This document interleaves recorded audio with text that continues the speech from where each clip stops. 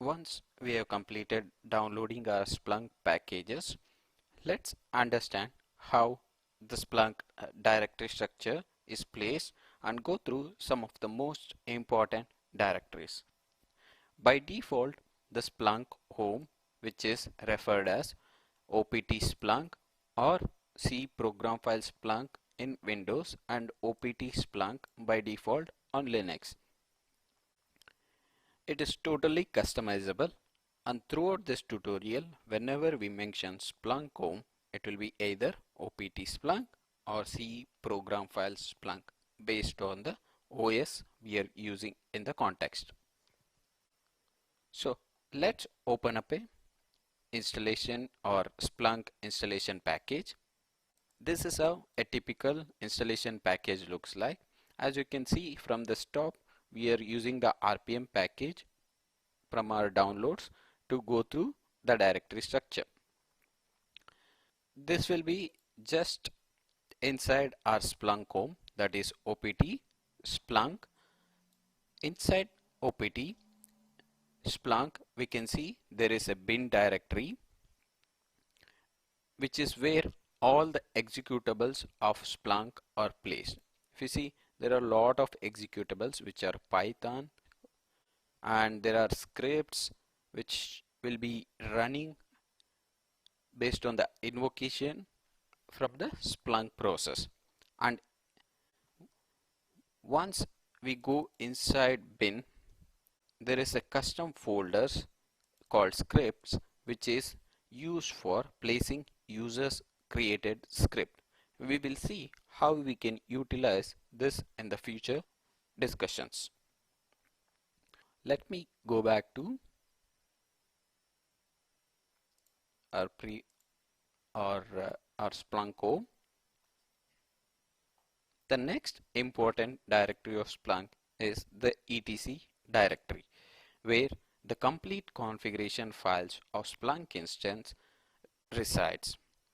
Under etc, there are many important directories like apps, where all the applications of Splunk are installed, deployment apps, which is used by deployment server to hold all its clients application and push this application into the clients.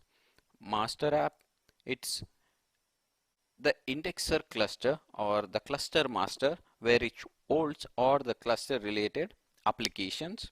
Slave apps, which are used by the members of the cluster or the indexers for holding the configuration. Disabled apps, these are used by the apps which are disabled on the search it, which will be moved into disabled apps. And there is finally system, which holds all the configurations which are defined or predefined in a Splunk installation. Once you are actively using Splunk, you will become much more familiar with the directory structure of Splunk and get used to it.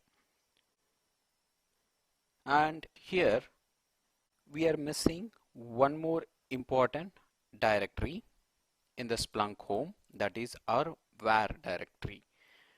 Since it will be created on the first starting of your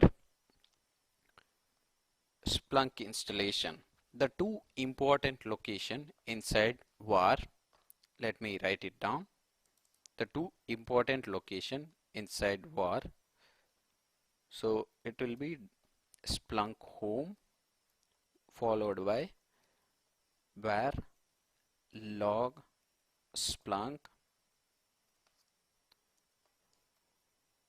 and the second one will be var lib Splunk. So these two are some of the most important directories under Splunk, which will be created upon starting of Splunk. The var log Splunk is where all the logs of Splunk applications are stored, and var lib Splunk is the default DB location of Splunk, where all the parsed data is stored along with the metadata information.